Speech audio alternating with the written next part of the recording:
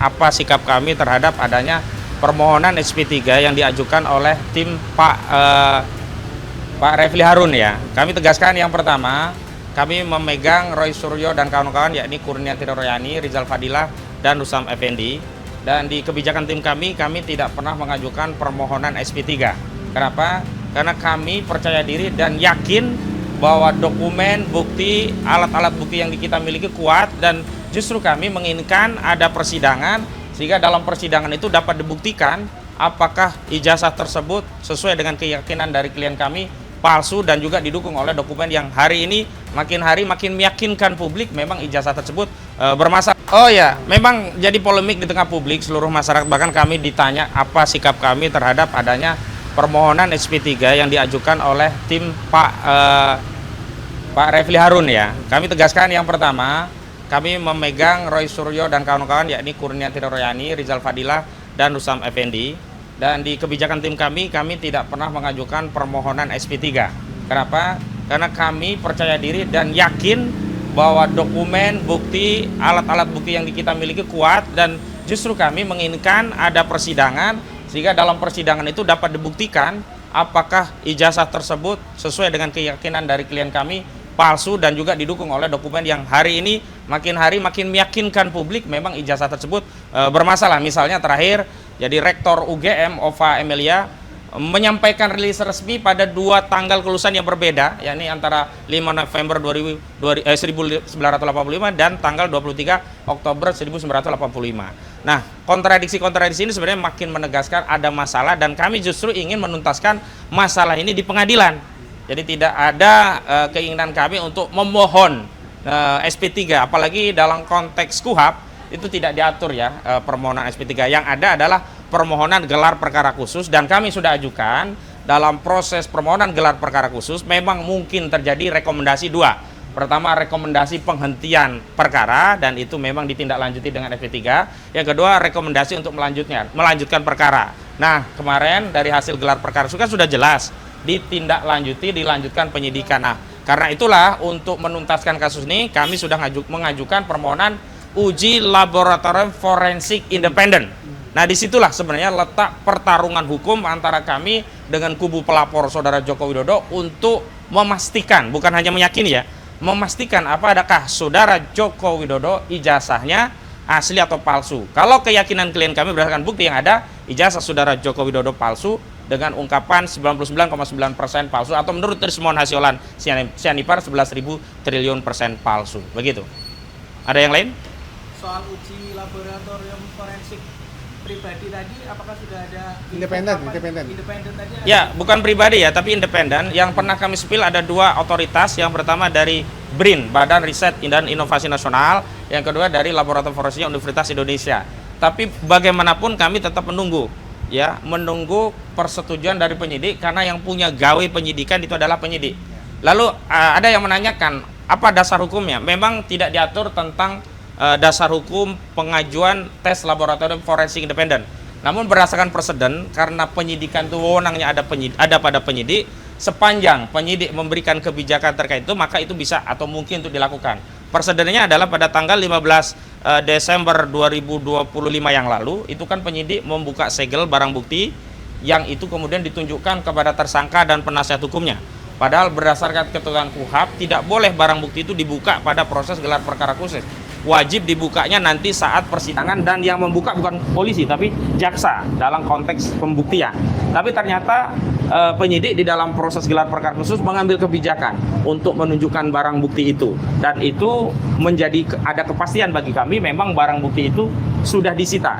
Jadi menunjukkan barang bukti itu bukan menunjukkan barang bukti itu asli, tapi mengkonfirmasi atau membuktikan bahwa barang bukti itu sudah disita. Karena sebelumnya kan klaim dari Projo itu ditunjukkan ijazah Jokowi di Solo, padahal menurut keterangan polisi ijazah tersebut sudah disita oleh penyidik Polda. Itu yang pertama. Yang kedua yang paling penting, nah kalau nanti di proses gelar perkara khusus ini bukan gelar perkara ya, penyidikan ini kemudian disetujui tes laboratorium forensik, maka tentu itu yang akan kami tindak lanjuti, karena inti dari gaduh perkara ijazah palsu adalah dokumen ijazahnya. Jadi bukan fokus kepada panggilan C, Mulyono, atau Jokowi, itu tidak ada kaitannya dengan dokumen ijazah. Apakah dia punya teman yang akrab atau tidak, itu tidak ada kaitannya. Tapi yang fokus adalah dokumen ijazah. Namun sekali lagi kami tegaskan, penelitian dari sejumlah ahli kebijakan publik bahkan gugatan KIP itu juga makin mengkonfirmasi bahwa apa yang dilakukan klien kami benar. Yang pertama, KIP telah memutuskan bahwa dokumen ijazah itu adalah dokumen publik, sehingga Bon Jovi, bongkar ijazah Jokowi, perkaranya di KIP dimenangkan, dan pengadilan KIP menyatakan bahwa seluruh dokumen berkaitan dengan proses akademik Saudara Joko Widodo itu harus dibuka ke publik, kecuali beberapa saja yang dikecualikan. Misalnya soal NIK ya, kemudian nilai studinya Jokowi sama akte kelahiran. Nah, 3 hal itu dikecualikan. Selebihnya kan boleh. Selama ini kan kubu Jokowi selalu mengklaim bahwa ijazah yang dimiliki Jokowi itu dokumen private. Padahal sepanjang dokumen private itu sudah digunakan untuk jabatan publik, maka demi hukum berubah posisinya menjadi dokumen publik, dan itu dibuktikan dengan putusan KIP. Begitu. 3, 4 dan seterusnya begitu. Nah, hari ini ingin kami sampaikan beberapa hal. Yang pertama, bahwa sesuai dengan kepakaran keahlian dari Bapak Laksamana Bonaprata, beliau menerangkan bahwa apa yang dilakukan oleh klien kami, baik oleh Kurniati Royani, baik oleh Rizal Fadila, atau kita sebut dengan Roy dan kawan-kawan, itu adalah bagian dari hak konstitusional dan tidak bisa dikategorikan sebagai satu fitnah, pencemaran, penghinaan, apalagi penghasutan. Dan memang di pasal 27A ada pencemaran itu sudah diatur melalui pasal yang diatur dalam putusan Mahkamah Konstitusi. Sepanjang untuk kepentingan publik, tentu kritik-kritik tersebut tidak bisa ditarik atau dikriminalisasi menjadi satu tindak kejahatan. Itu yang pertama. Yang kedua, terhadap unsur-unsur pidana, terutama yang paling penting adalah pidana di pasal 35 dan 32 Undang-Undang ITE, sebagaimana kami juga sudah melakukan diskusi dengan Bapak Ganjar Laksamana Bonaprata. Jadi kalau kita bicara ketentuan pasal 35 tentang melakukan manipulasi data elektronik, seolah-olah data itu otentik ya, padahal tidak otentik menjadi seolah-olah otentik. Jadi kami ingin tegaskan kalau konsisten menggunakan ketentuan pasal 35 Undang-Undang ITE, semestinya yang dijerat itu adalah Saudara Dian Sandi, kader PSI, karena jelas saat dia mengunggah ya satu dokumen ijazah ke sistem informasi elektronik melalui akun sosial medianya, dia menyatakan bahwa inilah ijazah Pak Jokowi yang asli. Artinya apa? Dia menegaskan bahwa dokumen tersebut otentik atau asli. Padahal sebelumnya selaku pelapor, yakni Saudara Joko Widodo, tidak pernah mengizinkan siapapun mengakses data yang dimilikinya. Artinya data yang diunggah Dian Sandi itu tidak otentik, tapi diakui seolah menjadi otentik. Nah, kalau mau konsisten menggunakan pasal 35 Undang-Undang ITE yang ancaman pidananya 12 tahun penjara, tentu Saudara Dian Sandi yang kena pasal ini. Adapun pasal 32 editing dan seterusnya, dalam persiapan kami juga sudah diskusi dengan Bapak Ganjar selaku ahli. Petindakan klien kami yang melakukan pendetailan terhadap dokumen ijazah diperoleh dari Dian Sandi itu bukanlah bagian dari editing, karena ini adalah tindakan yang sekedar membesar atau mengecilkan atau lebih mendetailkan apakah font-font itu relevan dengan font yang ada pada tahun 85, yang kesimpulan dari Rizwan Hasolan kan font Times New Roman itu baru ada di 90 atau 92, sehingga mustahil ada ijazah dengan font Times New Roman yang itu dikeluarkan pada tahun 85, dan itu kemudian diulas secara forensik dan memang ada sejumlah data-data dari huruf-huruf tersebut yang diperbesar dari sisi jarak, kerapatan, string dan seterusnya, itu yang diolah. Nah, ini bukan editing. Ini adalah bagian dari forensik untuk menguji dokumen tersebut. Jadi tidak pernah ada dokumen yang, apalagi kalau dikaitkan dengan Saudara Joko Widodo, kita tidak pernah ngutak-ngatik dokumen milik Saudara Joko Widodo. Kenapa? Karena dokumen Saudara Joko Widodo sampai hari ini belum pernah diserahkan kepada kami, karena sebelumnya minta ditunjukkan tapi tidak ditunjukkan. Adapun yang diserahkan adalah kepada penyidik Polda Metro Jaya, dan ketika gelar perkara khusus di tanggal 15 Desember 2025 yang lalu memang kami diberikan akses, tapi sekali lagi hanya melihat, tidak boleh meraba, sehingga klaim kalau ternyata dokumen tersebut ada emboss itu tidak berdasar, karena keberadaan emboss itu baru bisa dibuktikan diantaranya adalah dengan meraba. Ada semacam rabaan yang nampak timbul dari emboss kalau memang itu benar ada. Nah, yang paling penting dari kami adalah hari ini kami telah menuntaskan sebagian tanggung jawab kami kepada klien untuk menghadirkan ahli yang meringankan, namun belum semuanya.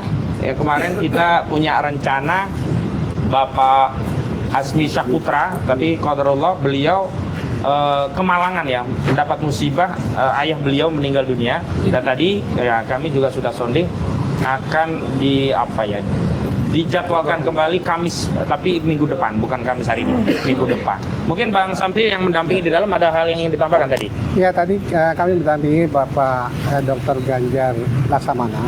Beliau mengulas masalah pasal-pasal yang tadi sudah disampaikan, pasal tentang pencemaran nama baik, fitnah, penghasutan, maupun pasal Undang-Undang ITE pasal 28A dan 28 ayat 2, kemudian pasal 27A. Dan satu lagi tadi Bapak Ganjar itu betul-betul menjelaskan semua yang hubungannya dengan unsur pasal-pasal tersebut. Jadi hari ini akan selesai untuk pemeriksaan Pak Ganjar tersebut, dan tentunya kami masih ada satu lagi untuk ahli pidana yang akan kami dampingi, yaitu seperti disampaikan tadi ya, Dr. Azmi Saputra. Itu akan menyampaikan pandangannya tentang hukum pidana juga, yang insya Allah akan dilakukan pada tanggal 26 Februari tahun 2026 ini.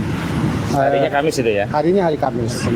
Ya, itu tentunya itu adalah bagian dari kami mendampingi klien kami di sini, yang baik dari klaster 1 maupun klaster 2. Klaster 1 yaitu Kurnia, Liza, dan Rustam.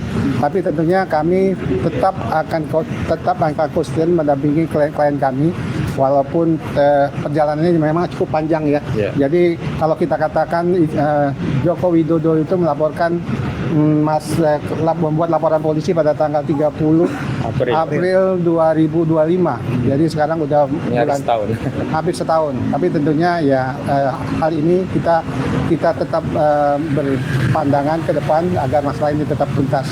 Saya pikir itu yang bisa saya sampaikan. Ya. Mungkin ada pertanyaan? Pertanyaan, ya. Silakan. Ada. Oh ya, gimana? Berkaitan dengan SP3 yang kemarin diajukan RRT, ada tanggapannya nggak Bang?